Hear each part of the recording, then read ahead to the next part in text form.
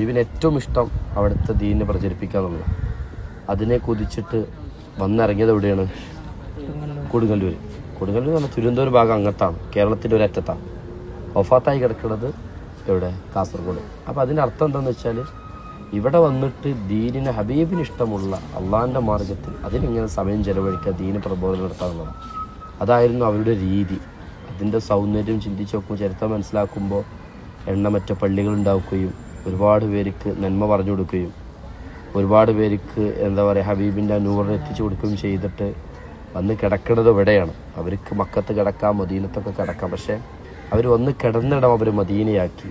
മുത്തു മുഹമ്മദ് മുസ്തഫ. കാരണം അത് ഹബീബിനെ സ്നേഹിച്ച് കഴിഞ്ഞാൽ പിന്നെ എല്ലാം അതിൻ്റെ മുന്നിലേക്ക് അള്ളാഹു തആല ഇട്ട് കൊടുക്കും എന്നുള്ളത് ഏറ്റവും വലിയ ഉദാഹരണമാണ്. കേരളത്തിൽ നമ്മളിപ്പോൾ ഒന്ന് നിസ്കരിച്ച അസർ നിസ്കാരത്തിൻ്റെ വരെ കാരണക്കാരനായിട്ടുള്ള ഒരു ഇതാർക്കാണ്?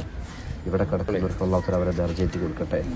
പിന്നെ മാലിക് ദീനാർ റളിയല്ലാഹ് ഹളർ നബി അലൈഹിസ്സലാമുല്ല മാലിക് ദീനാർ റളിയല്ലാഹ് ഹളർ നബി അലൈഹിസ്സലാമുല്ല അംബിയ മുർസലോരെല്ലാം മലായിക്കത്തേറെ വരും നല്ല ഇതല്ലാതേതെടോ ജന്ന വരൂമുല്ലേ കുളിർ തുന്നാൻ അനുരാഗ തെളിയിൽ ഹന്ന ഹബീബേ യാ റസൂലന്ന സ്വലാത്തുല്ലാഹ് സലാമുല്ലാഹ് അലാ ത്വാഹ റസൂലില്ലാഹ് സ്വലാത്തുല്ലാഹ് സലാമുല്ലാഹ് അലാ യാസീൻ ഹബീബിൽ